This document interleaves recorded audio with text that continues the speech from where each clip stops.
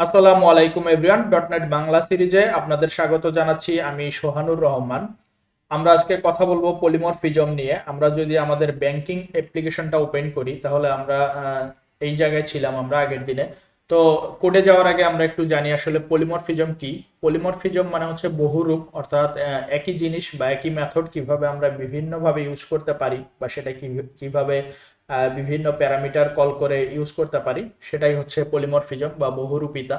তো আমরা যদি এই ব্যাংকিং অ্যাপ্লিকেশনটা দেখি, আমরা দেখব যে আমরা একটা ব্যাংক অ্যাকাউন্ট ক্লাস নিয়েছিলাম এবং সেখানে আমরা দুইটা মেথড নিয়েছিলাম, ডিপোজিট এবং উইথড্র।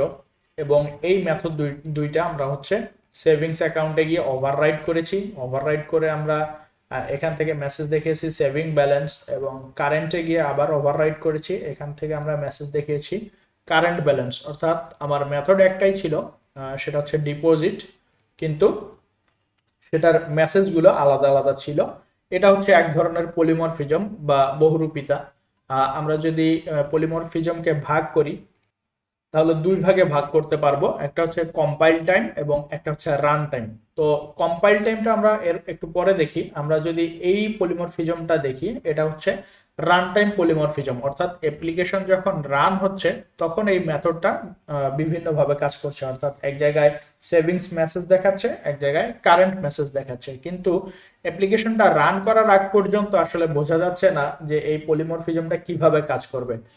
এখন যদি আমরা কম্পাইল টাইম পলিমরফিজম দেখি, অর্থাৎ অ্যাপ্লিকেশন কম্পাইল হওয়ার সময়ই পলিমরফিজমটা বোঝা যাবে, আমরা বুঝতে পারবো। সেই ক্ষেত্রে আমরা আগের এই কোডটা অফ করে দিলাম। আমরা যদি এখানে একটা ক্লাস নেই ক্যালকুলেটর, আমরা গেলাম অ্যাডে, ক্লাস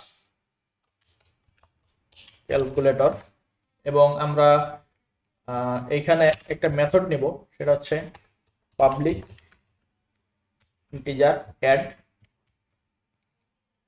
এখন আমরা যদি এখানে দেখি, আমরা এটাকে আগের যে পলিমরফিজমটা দেখেছিলাম এখানে আমরা মেথড ওভাররাইড করেছি, কিন্তু এই যে আমার কম্পাইল টাইম পলিমরফিজম, এখানে আমরা কি করব, এখানে আমরা প্যারামিটার ওভারলোড করব।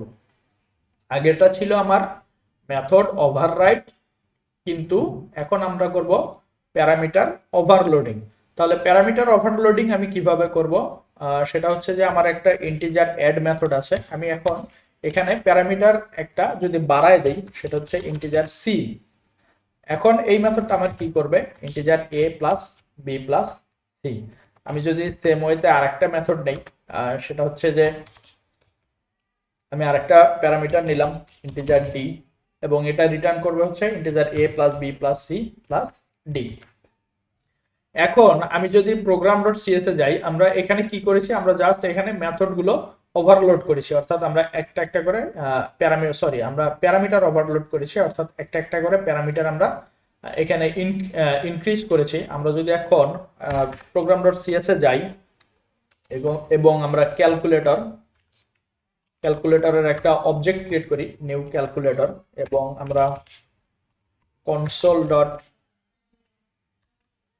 রাইট লাইন করি, এবং আমরা যদি এখানে মেথড গুলো কল দেই একটা একটা করে, আমরা এখানে লিখলাম মেথড 1, এবং এখানে যদি আমি কল দেই হচ্ছে ক্যালকুলেটর ডট অ্যাড, তাহলে আমরা দেখব আমাকে বাই ডিফল্ট দেখাচ্ছে হচ্ছে ইন্টিজার এ, ইন্টিজার বি, অর্থাৎ দুইটা প্যারামিটার দেখাচ্ছে। আমি এখানে দিলাম 5 এবং এখানে দিলাম 6। ওকে, এটা আমার হচ্ছে মেথড 1। আমি যদি এখন সেম অ্যাড মেথডটাই কল করি, মেথড 2, এবং আমি এখানে দিলাম হচ্ছে প্যারামিটার 5 প্লাস 6 প্লাস 5। এখন যদি আমি দেখি এটার উপরে যদি আমি মাউস নিয়ে যাই, তাহলে দেখবো যে ইন্টিজার এ, ইন্টিজার বি, ইন্টিজার সি, অর্থাৎ 2 ওভারলোডেড প্যারামিটার দেখাচ্ছে। এখন যদি আমি এখানে আবার মেথডটা কল দেই, সেটা হচ্ছে মেথড 3, 5 প্লাস 6 প্লাস 5 প্লাস 10। এখানে আমি যদি এখানে আবার মাউস নিয়ে যাই, তাহলে integer A B C D, আমি সবগুলো প্যারামিটার এখানে দেখতে পাচ্ছি আমার যে কয়েকটা মেথড সিগনেচার ডিক্লেয়ার করা আছে। তো আমি এখানে কি করলাম, আমি এখানে ইন্টিজার অ্যাড একটা মেথড নিলাম, যেটাকে আমি প্যারামিটার ওভারলোড করে আমি এটাকে বিভিন্নভাবে ইউজ করতে পারছি। আমার যখন যতটা প্যারামিটার লাগে আমি ততটা প্যারামিটার পাস করতে পারছি। এখন আমি যদি এই অ্যাপ্লিকেশনটা রান দেই, এখন আমি আরেকটা নিলাম, সেটা হচ্ছে মেথড 4। এখানে আমি দিলাম 5টা প্যারামিটার, 9 10। ওকে, এখন যদি আমি এখানে দেখি, সেটা হচ্ছে এই অ্যাড মেথডটাতে এরর দেখাচ্ছে। কারণ কি, এটা ওভারলোড করা যাচ্ছে না, যে 5টা প্যারামিটার নেবে এরকম মেথড নাই। তার মানে কি, তার মানে হচ্ছে এটা অ্যাপ্লিকেশনটা রান হওয়ার আগে, যখন অ্যাপ্লিকেশনটা কম্পাইল হচ্ছে, তখনই বোঝা যাচ্ছে যে এই মেথডটা আমার এক্সিকিউট হবে না, অর্থাৎ এটাতে এই মেথডটা আমার ডিক্লেয়ার করা নাই। কিন্তু এটা আমি যদি আগে ব্যাংকিং অ্যাপ্লিকেশনে দেখি, সেই ক্ষেত্রে এই জিনিসটা বা এই চেকটা হচ্ছে রান টাইমে, এবং এই চেকটা হচ্ছে, এই পলিমরফিজমটা চেক হচ্ছে কম্পাইল টাইমে। এই জন্য আমরা এটাকে বলি কম্পাইল টাইম পলিমরফিজম। এখন যদি আমি অ্যাপ্লিকেশনটা রান করি, তাহলে আমি এখানে কি দেখবো, মেথড 1 11, মেথড 2 16 অ্যান্ড মেথড 3 26।